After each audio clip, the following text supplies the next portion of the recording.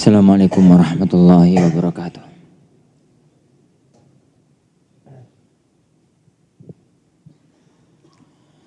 Innal hamdalillah nahmaduhu wa nasta'inuhu wa nastaghfiruh wa na'udzu billahi min shururi anfusina wa sayyiati a'malina. May yahdihillahu fala mudilla lahu wa may yudlil fala hadiya lahu. Asyhadu an la ilaha illallah wahdahu la syarika lah wa asyhadu anna Muhammadan abduhu wa rasuluh. Allahumma salli wa sallim wa barik ala nabiyyina Muhammad wa ala alihi wa ashabihi wa man sara ala nahjihi ila yaumiddin, amma ba'd. Akhwani wa akhwati fid din, azanillahu wa iyyakum. Masih melanjutkan pembahasan tentang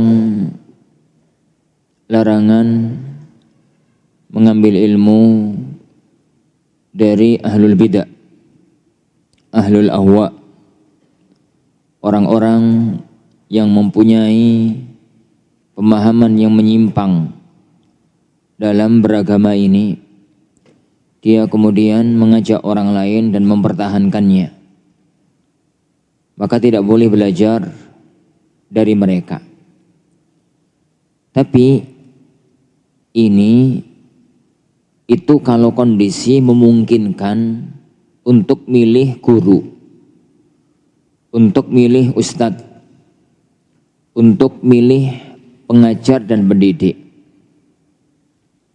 Tapi tatkala kondisi tidak demikian, kondisi itu tidak seperti yang diharapkan, maka hukum bisa saja berubah.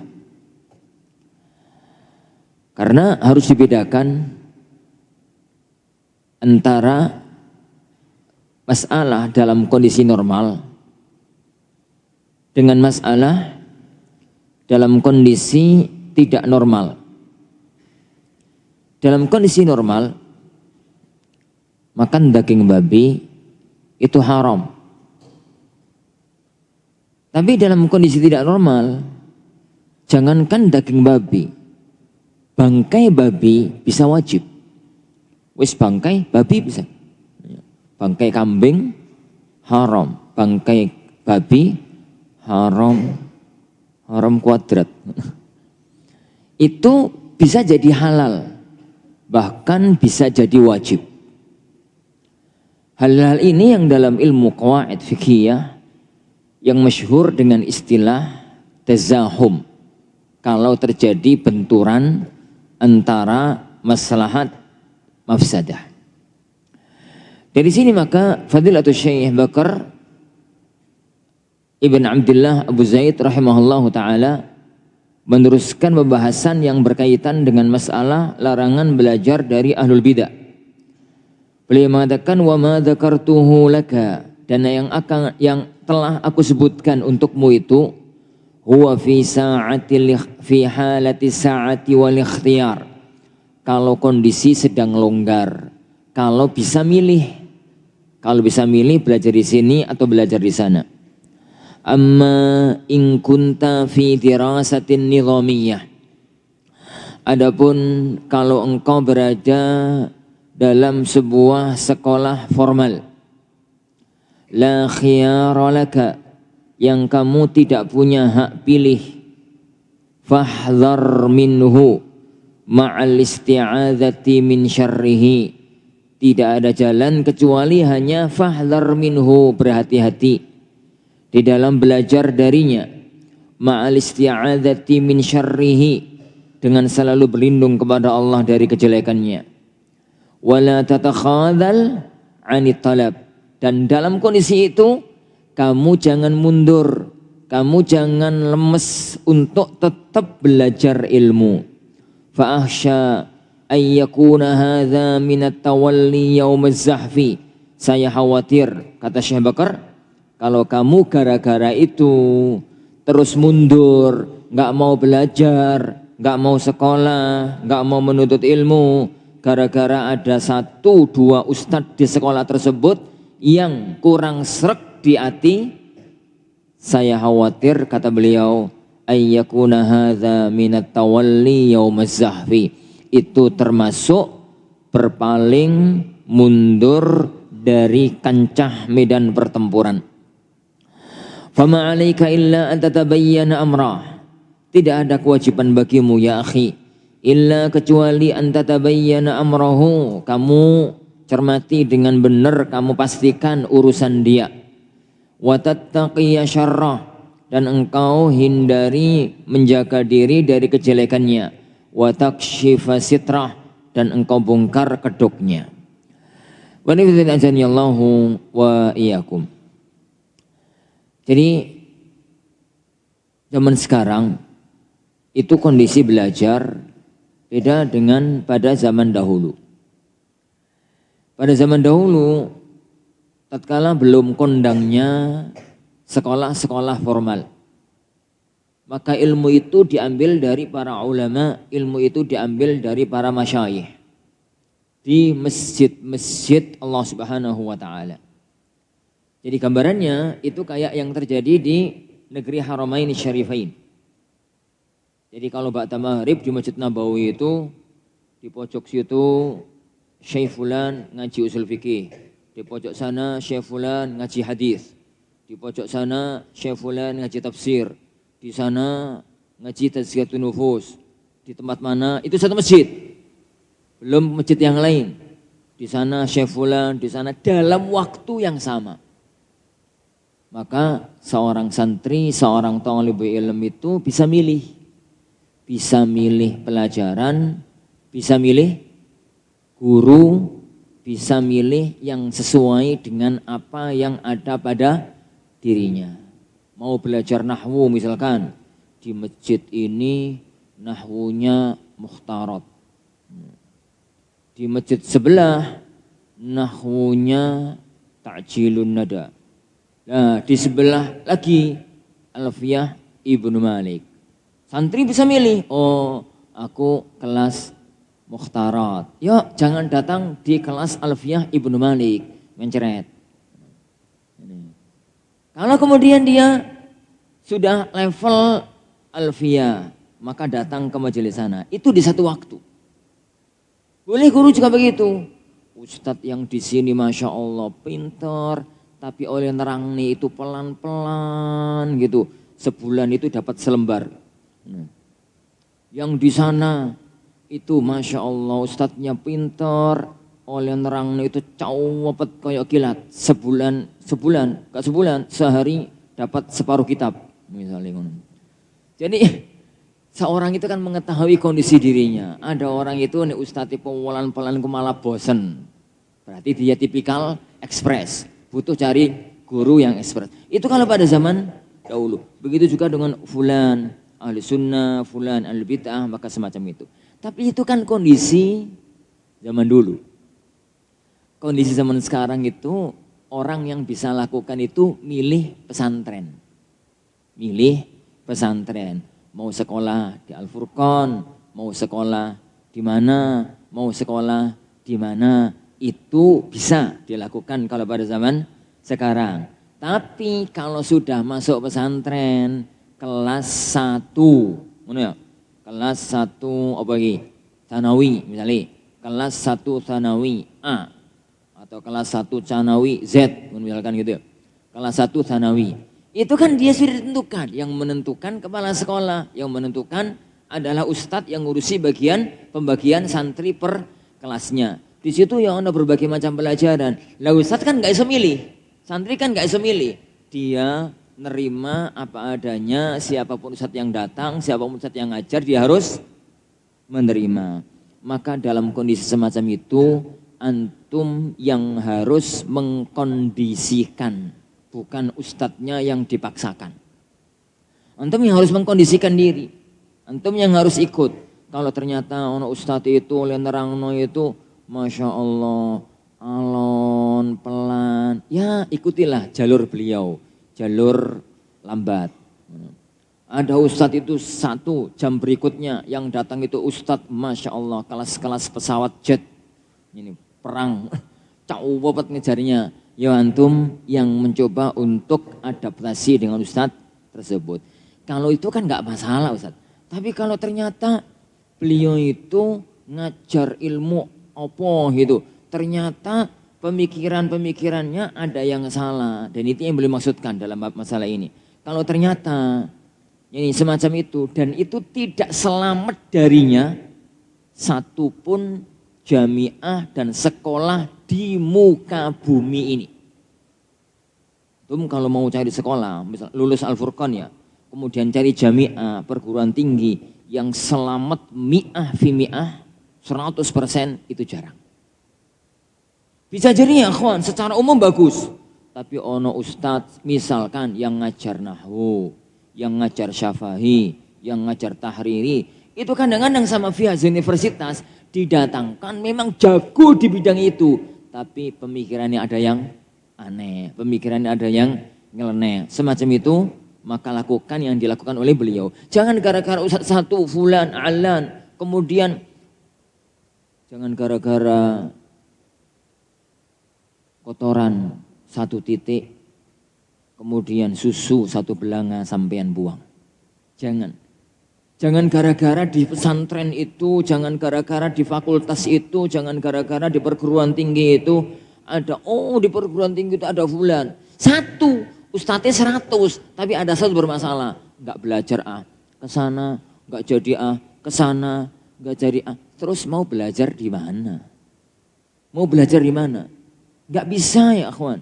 Sampai pun jamiah Islamiyah juga ada saja 1-2 asatidzah masyayikh yang bermasalah.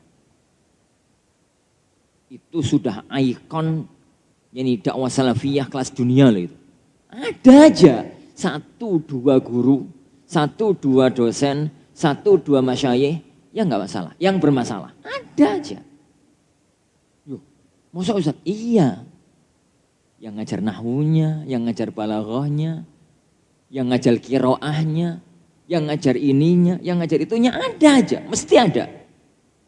Jangan sampai karena 1-2 orang itu kemudian kita tidak mau belajar di tempat-tempat syar'i tersebut. Yang bisa kita lakukan adalah apa yang dikatakan oleh beliau. Kita berlindung kepada Allah Subhanahu wa taala dari kita terjerumus dalam pemikiran-pemikiran yang menyesatkan dan kita bisa minta pertimbangan kepada masyayikh yang lain, kepada asatidzah yang lainnya. Wallahu a'lam. Tapi untuk kayak level-level pesantren, level-level apa gitu, insya Allah gak apa-apa. Tapi kalau sudah di level jamiah itu, apalagi di level jamiah luar negeri, sulit. Jadi untuk mencari yang benar-benar 100%. Ada saja. Jadi karena ya kawan, misalkan satu perguruan tinggi untuk bisa ngajar di perguruan tinggi itu kan nggak semua orang yang pinter bisa ngajar. Minimal kan zaman sekarang aturan pendidikan internasional itu harus ada embel-embel gelar di belakang namanya S2. Ini lah, cari S2 untuk bisa memenuhi semua kelas itu nggak sembarangan loh. Kadang-kadang harus terpaksa, ya wis lah, ngajar nahwu kok. Yang penting nahwu ini mantap, pemikirannya nyeleneh di sini rapopo. Itu kadang-kadang kebijakan dari sebuah perguruan tinggi dan itu harus disadari. Itu harus difahami dan itu harus disadari. Wallahu a'lam. Wa minan nutafit tarifati, dan di antara kisah-kisah yang unik, cerita-cerita yang unik. Ana Aba Abdurrahman Al-Mukri, bahwasanya Abu Abdurrahman Al-Mukri itu seorang syekh yang menguasai ilmu qiraatul Quran dan mengajarkan ilmu Al-Quran. Itu istilahnya ya kawan, Al-Mukri. Ini kalau istilah zaman dulu, Al-Hafidh itu yang menguasai ilmu hadis riwayatan. Tapi yang menguasai ilmu qiraah, hafal Quran, terus menguasai ilmu qiraah dan mampu mengajarkan ilmu qiraatul Quran, itu istilahnya al-mukri. Makanya gelar-gelar yang disematkan oleh sebagian kalangan pada zaman sekarang membingungkan. Fulan al-fulan, fulan ibnu fulan al-hafid. Aku al-hafid, apal hadis piro. Ternyata al-hafid itu maknanya apal Quran. Oh alah, ngono toh, istilah baru iki ternyata. Istilah baru. Jadi kalau ada orang itu sudah membaca Al-Quran dari syekhnya dan sudah didapat ijazah dari syekhnya, itu namanya Al-Qari. Kalau sudah diberi ijazah untuk mampu ngajar, itu namanya Al-Muqri. Ini Al-Muqri. Adapun Al-Hafiz itu orang yang menguasai banyak yani hadis-hadisnya Rasulullah sallallahu alaihi wa ala alihi wasallam. Tatkala ada salah satu di antara ulama ini di abad-abad ke-7, di abad-abad ke-6, ana lupa namanya. Kok tiba-tiba teringat kisah itu. Dikatakan kepada beliau, yani di hadapan gurunya, haddatsani al-hafid fulan. Gurunya nusu-nusu, marah-marah. Jangan sebut aku al-hafid. Innamal hafid Abdul Ghani. Abdul Ghani siapa ya? Jangan sebut aku al-hafid. Yang al-hafid itu adalah Abdul Ghani. Abdul Ghani siapa ya? Abdul Ghani. Bukan Abdul Ghani tonggoy sampean. Abdul Ghani Al-Maqdisi. Penulis Umdatul Ahkam. Loh, masa Ustaz penulis Umdatul Ahkam kitab tauwipis ngono dadi al-hafid. Yang antum kenal Umdatul Ahkam ya, Wan. Enggak kitab yang lain. Enggak kitab yang lain. Kitab rujukan Rijalul Hadis, kitab rujukan untuk mendeteksi perawi-perawi yang ada dalam kutubus sittah, itu yang paling utama kitab apa? Kitab apa ya, Wan? Tahdzibut Tahdzib, 11 jilid oleh tulisan Al-Imamul Hafidz Ibnu Hajar. Tahdzibut Tahdzib itu ringkasan dari Tahdzibul Kamal. Tahdzibul Kamal, Al-Imamul Mizzi, mertuanya Imam Ibnu Katsir.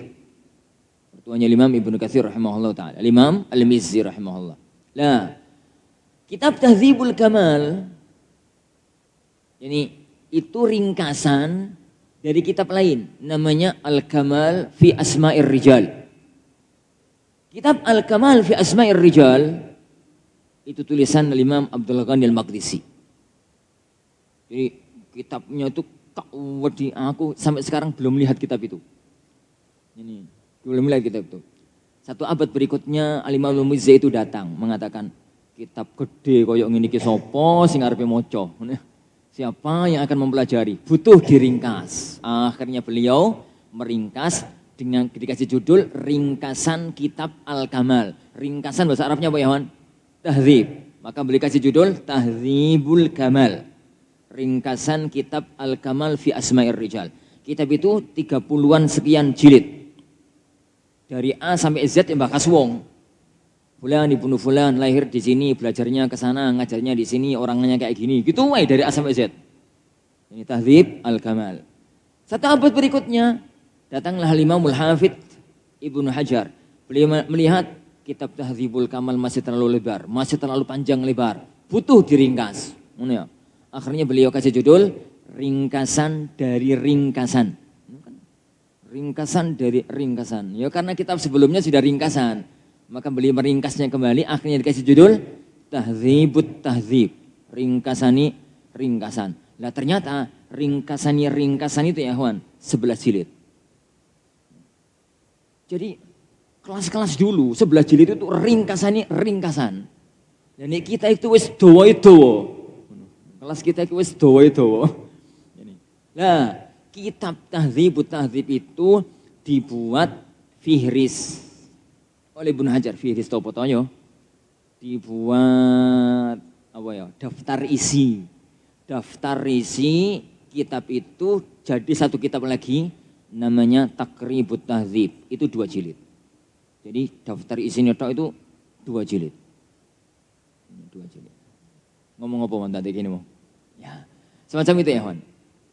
Gara-gara Al-Muqri, gara-gara Al-Muqri. Anna Aba Abdurrahman Al-Muqri, bahwasanya Abu Abdurrahman Al-Muqri haddatsa an Murji.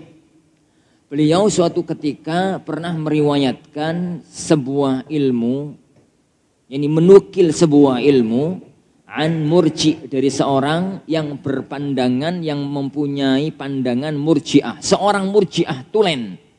Dan murji'ah itu kan ru'usul mubtadi'ah. Murji'ah itu salah satu gembong kelompok sesat. Karena semua kelompok-kelompok sesat yang ada di muka bumi ini kan pecahan dari 5 atau 6 kelompok. Khawarij, Murji'ah, Syiah, Mu'tazilah, Jahmiyah. Berapa tadi? Sudah ya? Ya sudah. Baik. Fakilala, maka ada yang protes sama beliau, ada yang tanya sama beliau. Lima tuhaditsu an murji. Loh, napa toh jenengan itu kok meriwayatkan ilmu, menyampaikan ilmu dari seorang murji'ah? Faqala, maka Syekh Abu Abdurrahman al-Mukri mengatakan, abi'ukumul lahma bil idham. Saya jual kepada kalian daging sekalian tulangi. Siapa yang paham? Aku jual kepada kalian daging, tapi sekalian tulang-tulangi. Maksudnya apa? Maksudnya apa, Iwan? Jadi aku itu tidak mampu untuk menjual kepada kalian daging tok, tapi daging ada durinya. Lah, dagingnya makanan, durine buangan. Ojo sak duri-duri ini dimangan. Engkau masuk rumah sakit.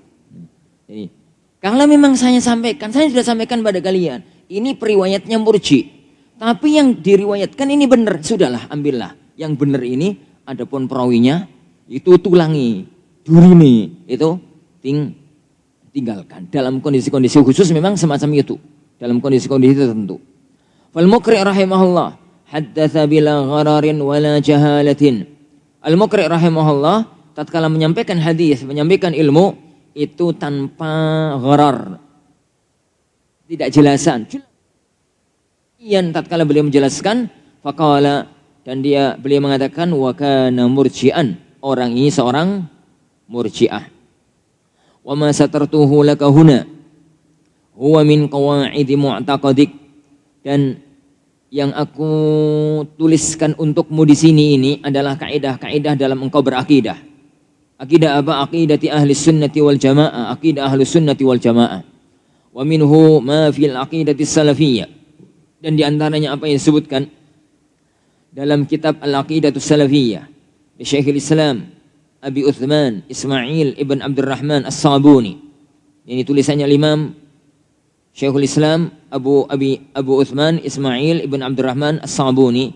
Ini yang masyhur dengan Aqidatus Sabuni, yang masyhur dengan nama Aqidatus Salaf Ashabul Hadith. Nama yang masyhur itu kitab Aqidatus Salaf Ashabul Hadith. Kitabnya tipis.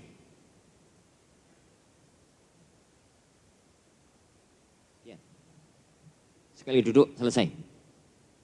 Kitabnya tipis, tapi salah satu di antara kitab monumental dalam Aqidatus Salafiyah. Baik, qal, beliau rahimahullah taala mengatakan, wa yubghiduna ahlal bid'ah alladzina ahdatsu fid din ma laysa minhu. Dan mereka ahlu sunnah itu membenci ahlul bid'ah. Tetap dengan yang anak katakan dalam pertemuan kemarin ya kawan, atau 2 pertemuan yang lalu. Siapa itu? Ahlul bid'ah. Karena orang yang terjerumus ke dalam perbuatan bid'ah itu ada 3 kelompok. Dan yang ahlul bid'ah adalah kelompok yang ketiga, tidak perlu saya ulang. Baik. Ya bahwasanya pada ahlu sunnah itu yubghiduna ahlul bid'ah. Orang-orang ahlul bid'ah. Alladzina ahdatsu fid dini ma laysa minhu. Yang mereka membuat perkara baru dalam agama yang tidak ada asal usulnya dari agama Islam. Wala yuhibbunahum wa la yashabunahum. Ahlu sunnah itu tidak mencintai ahlul bid'ah. Ahlu sunnah itu tidak mau berteman dengan ahlul bid'ah. Wala yasma'una kalamahum, dan tidak mau mendengarkan ucapan mereka. Wala yujalisunahum, dan tidak mau duduk-duduk bareng dengan mereka. Wala yujadilunahum fid din, dan tidak mau berdebat tentang agama dengan mereka. Wala yunadhirunahum, dan tidak mau mengadakan munadharah. Munadharah itu diskusi. Wa yaraun, dan mereka ahlu sunnah berpandangan sauna adhanihim an sima'i abatilihim, untuk menjaga telinga mereka jangan sampai mendengar kebatilan mereka. Allati idza marrat bil adhan wa qarrat fil qulub dharrat wa jarrat ilaiha minal wasawisi wal khatarat al fasidah ma jarrat. Jadi mereka itu ahlus sunnah itu menutup telinga mereka jangan sampai mendengarkan kebatilan yang disampaikan oleh para ahlul bid'ah. Kenapa? Karena kebatilan-kebatilan itu apabila lewat di mulut, apabila melewati telinga sampai kedengar lalu sampai menancap dalam hati, pasti akan dharrat, akan membahayakan. Dan pasti akan jarrat ilaiha minal wasawis, akan nyeret, akan nyeret, ya wis nyeret lah apa? Nyeret bahasa Indonesia apa? Akan nyeret was-was dan ini khatarat, jadi bayangan-bayangan yang kok bayangan sih terjemahannya apa ya? Khatarat itu yani pikiran-pikiran, wis pikiran lah. Terjemahan pikiran, sebenarnya enggak pikiran. Jadi kalau tiba-tiba ada pikiran melintas dalam pikiran lewat gitu, itu namanya apa? Pikiran, bayangan. Sekilas, lah sembuhlah terserah. Pokoknya wal khatarat al fasidah, jadi bayangan atau pikiran yang lewat gitu ya, yang rusak, majarrat. Wa fihi anzalallahu azza wa jalla qawlahu, dan dalam kasus semacam inilah, dalam masalah semacam inilah Allah Subhanahu wa taala menurunkan firman-Nya, wa idza ra'aital ladzina yakhuduna fi ayatina, apabila engkau melihat orang-orang yang mereka itu al-khawd itu apa tahu jenisnya? Khawd itu yang mereka memasuki ngomong-ngomong membicarakan dalam ayat-ayat Allah sesuatu yang enggak benar. Ngomongnya tentang ayat-ayat tapi nggak benar, bisa jadi ngolok-ngolok, bisa jadi menghina, bisa jadi jadikan bahan diskusi tapi nggak benar, bisa jadi apa itu semuanya namanya khawd. Yani fa'arid anhum, maka berpanggilah engkau dari mereka hatta yakhulu fi haditsin ghairi, sampai mereka itu membicarakan yang lainnya. Ini prinsip ya kawan, prinsip ahlus sunnah, tapi tetap dengan satu pemahaman yang tepat. Apa tadi ya kawan? Dengan pemahaman yang tepat. Jangan sampai ya kawan, tulisan-tulisan para ulama yang ada dalam kitab-kitab semacam itu, ada dalam kitab Aqidatus Salaf Ashabul Hadis, ada dalam kitab yani apa itu Syarhus Sunnah lil Barbahari, ada dalam kitab-kitab Usul Sunnah, ada dalam kitab-kitab Syarah yani Ahlus Sunnah, yani Aqidati Ahlus Sunnah wal Jamaah lil Lalikai, yani Al-Ibanah Al-Kubra li Ibnu Battah, dan kitab-kitab yang semacam itu yang membicarakan tentang masalah akidah dan manhaj. Salah satu di antara masalah pokoknya adalah mensikapi ahlul bid'ah. Maka harus cermati itu dalam dua kondisi. Yang pertama harus cermati siapa itu ahlul bid'ah. Ini pastikan dulu. Jangan hantam. Tidak semua yang putih itu garam. Ini, yo ono sing gula, ono sing pasir, ngono ya. Dan tidak semua yang kuning itu emas. Ono sing ya itu. Jadi perlu dipilah dan dipilih siapa itu ahlul bid'ah. Itu yang pertama. Yang kedua ya akhwan, itu kalau kondisi normal, sa'ah, bukan kondisi yang butuh tazahum, butuh tatkala benturan antara maslahat mafsadah sebagaimana yang disampaikan oleh beliau. Taib. Wa an Sulaiman ibn Yasar, dan dari Imam Sulaiman ibn Yasar, anna rajulan, ada seseorang, yuqalu lahu, yang dia disebut-sebut namanya itu, orang manggilnya itu Sabir ya, nama orang ya ini Sabir. Dia itu qadimal Madinata, datang ke kota Madinah. Faja'ala yas'alu an mutasyabihil Qur'an.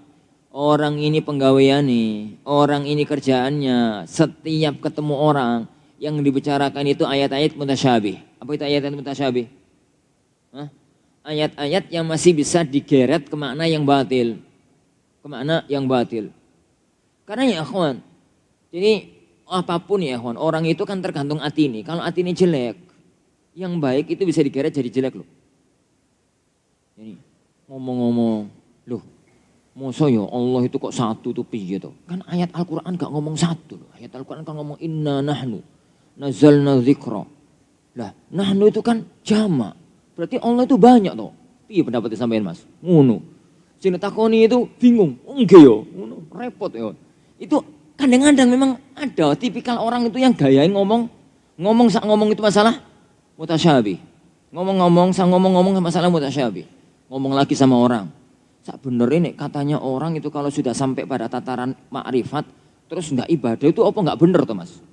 Loh, kok bener salah lu? Loh kan Allah itu mengatakan wa'bud rabbaka hatta ya'tiyakal yakin. Sembahlah Tuhanmu sampai kamu itu yakin. Ini wis yakin kan enggak? Hatta kan lil ghaya. Oh, ngono ya Mas. Iya yo, ngono. Ono orang aku anak ini datangkan syubhat enggak ya, Wan? Nah, itu namanya orang ya, Wan, yang gaweani itu mendatangkan pembicaraan ayat-ayat yang mutasyabih. Ayat yang bisa digeret kepada makna-makna yang batil. Engkau nanti bawa pulang syubhat ini. Yang pertama, ayat yang pertama. Gimana jawabannya? Inna nahnu nazzalna dzikra. Lu berarti kan Allah itu banyak toh Mas. Ini aku ngomongin ngono, sampeyan itu belajar nahwu nulis yang bener. Enggak ngerti nahwu ngomong-ngomong tentang ayat. Ini inna nahnu itu kan ada dua makna Mas. Makanya belajar nahwu sing bener. Nahnu itu ada dua kemungkinan makna. Makna yang pertama al-mutakallim ma'al ghair. Orang pertama maksudnya bicara dengan yang lainnya. Lah itu yang sampean maksudkan. Tapi sampean kan enggak nyampe bahwasanya nahnu itu juga al-mu'azzim nafsah. Jadi orang satu tapi mengagungkan dirinya. Maka bisa menggunakan nahnu. Nah, sing kedua inna apa mau? Wa'bud rabbaka hatta ya'tiyakal yaqin. Sampeyan artikan apa mau? Artikan sampai kamu yakin. Belajar tafsir yang bener toh. Mangkane katam tafsir Jalalain gawa ya toh. Yo belajar yang lain gitu, tafsir ini. Cobalah tafsir itu, tafsirnya apa? Yakin di situ artinya adalah apa? Kematian. Loh, kok piye toh? Yakin kok artinya kematian kok yakin. Loh, mangkane sampean gak ngerti toh. Mangkane belajar bahasa Arab sing bener. Ini kematian itu disebut sebagai yakin karena dia itu yakin pasti akan datang gitu. Ini gambarannya. Tapi kan tidak semua orang mampu jawab ya. Tidak semua orang itu mampu jawab. Lah, kalau ini orang-orang semacam itu cerita pada zaman dulu orang itu namanya sobir. Namanya sobir. Jadi faja'ala yas'al an mutasyabihil Qur'an.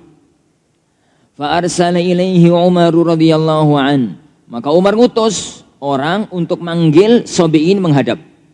Umar bin Khattab radhiyallahu an ngutus orang supaya Sobih ini menghadap beliau. Wa qad a'adda lahu arajinan nakhli. Umar ikut menyiapkan urjun. Apa artinya, Wan? Klopo. Terus ono sing kanan kok klopo. Apa itu? Kurma. Itu kan ada daun yang kanan, kiri, kanan, depan, belakang. Itu namanya apa? Pelepah ya. Pelepah. Ini kurma. Ini pelepah kurma. Baik. Faqala lalu beliau mengatakan man'at. Kamu siapa? Namamu siapa? Dia mengatakan ana Abdullah Sabih. Saya itu hamba Allah namanya Sabih. Fa akhadha urjunan min tilkal arajin fa darabahu hatta dami rasu. Langsung disebet, pukul kepalanya. Sama Umar gak ditanya apa-apa, tanya namanya dok, sebut Sabih, pukul kepalanya sampai berdarah. Tsumma tarakahu hatta bara. Kemudian dibiarkan sampai sembuh. Dalam riwayat yang lain di penjara.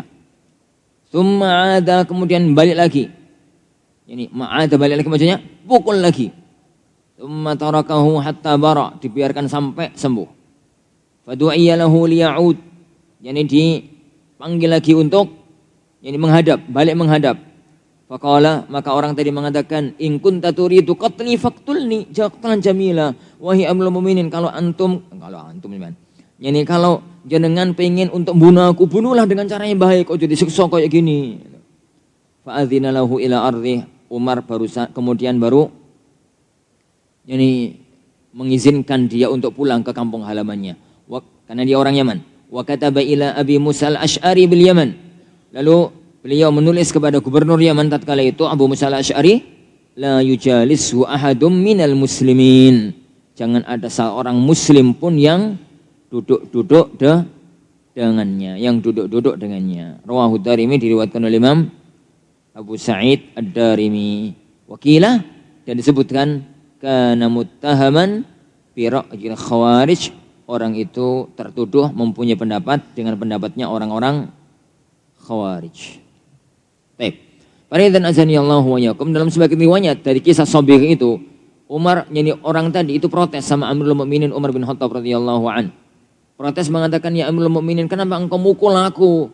Mengatakan, aku ingin mengusir setan dari kepalamu. Mengusir setan dari kepalamu. Tapi awan, kita cepat biar enggak ngulang-ngulang masalah ini, sudah pertemuan ketiga masalah bid'ah. Wan Nawawi rahimahullah. Al-Imam Nawawi rahimahullah taala qala fi Kitabil Adhkar. Berkata dalam Kitabul Adhkar, babut tabarri min ahlil bid'ah wal ma'asi. Bab berlepas diri dari ahlul bid'ah dan ahli maksiat.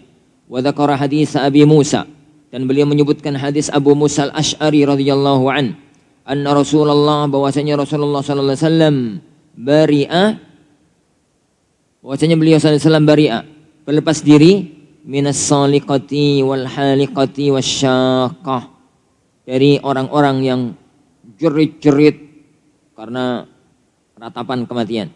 Wal haliqah, orang yang cukur gundul rambutnya karena meratapi kematian.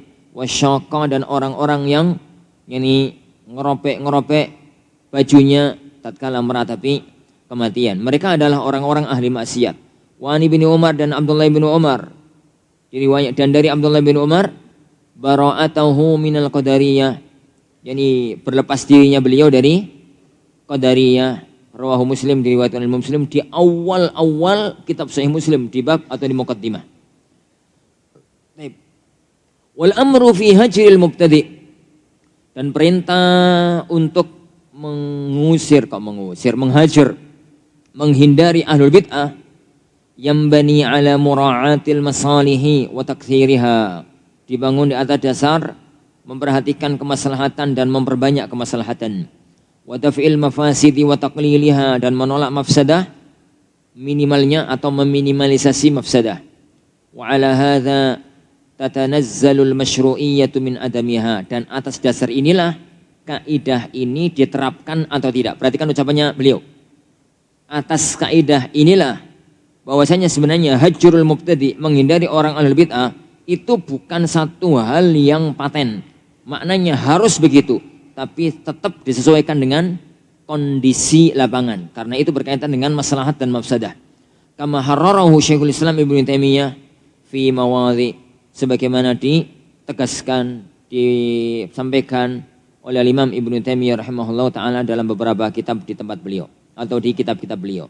Wal mubtadi'atu innama yakthuruna wa yadhharuna idza qalla al-ilm. Al-bid'ah itu akan banyak dan akan nampak kalau ilmu itu sedikit. Wa fashal jahlu, dan kebodohan itu merebak.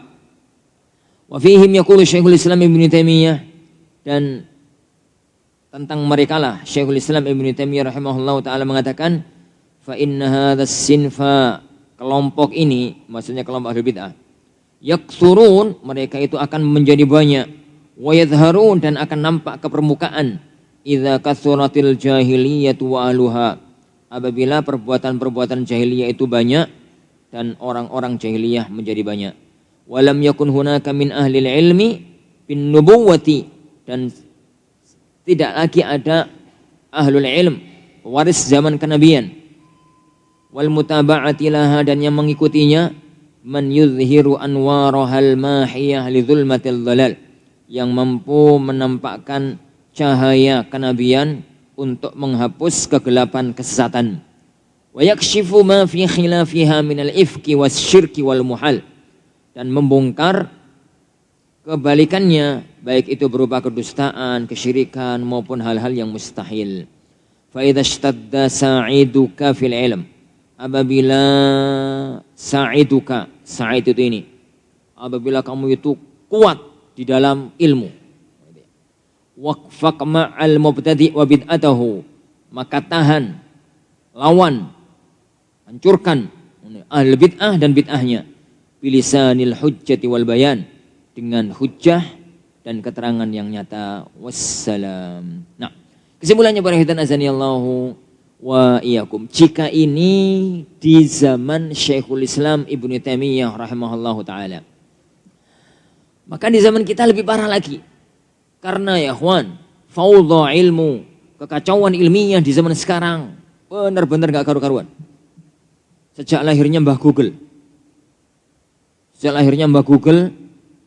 Maka kekacauan ilmiah benar-benar gak karu-karuan. Semua orang bisa ngomong, semua orang bisa berkomentar. Kalau zaman dulu yang bisa berkomentar itu yang bisa baca kitab. Sekarang itu yang gak kenal mubtada khobar bisa komentar. Seandainya Umar bin Khattab ditanya tentang masalah itu, beliau mungkin akan mengumpulkan penduduk orang-orang yang ikut dalam perang Badar.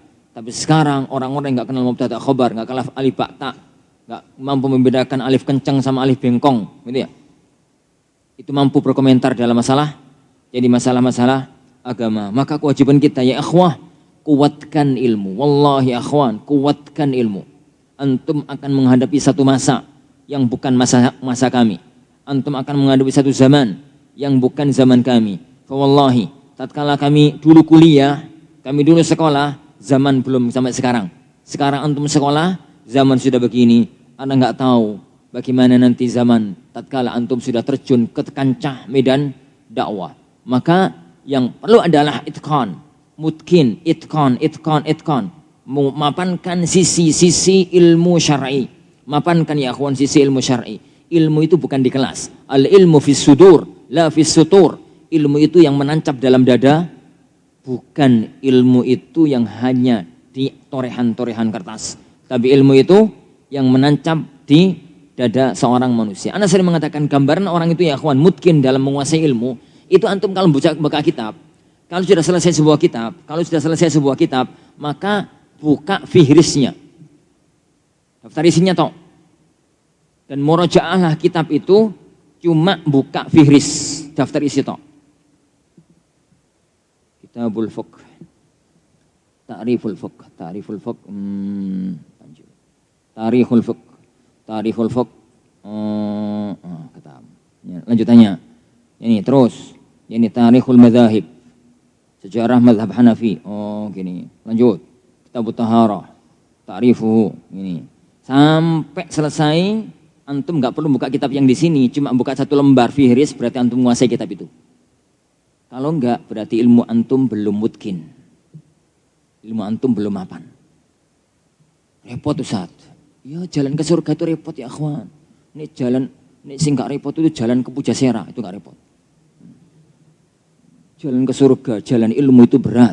Butuh onak dan duri, butuh perjuangan, ini butuh kekuatan. Ini untuk bisa menguasai ilmu-ilmu syar'i ini. Wallahu a'lam. Insyaallah subhanahu wa ta'ala yang kita pelajari, semoga ada barokah dan manfaatnya. Kita akhiri subhanakallahumma wa bihamdika asyhadu an la ilaha illa anta astaghfiruka wa atubu ilaik. Assalamualaikum warahmatullahi wabarakatuh.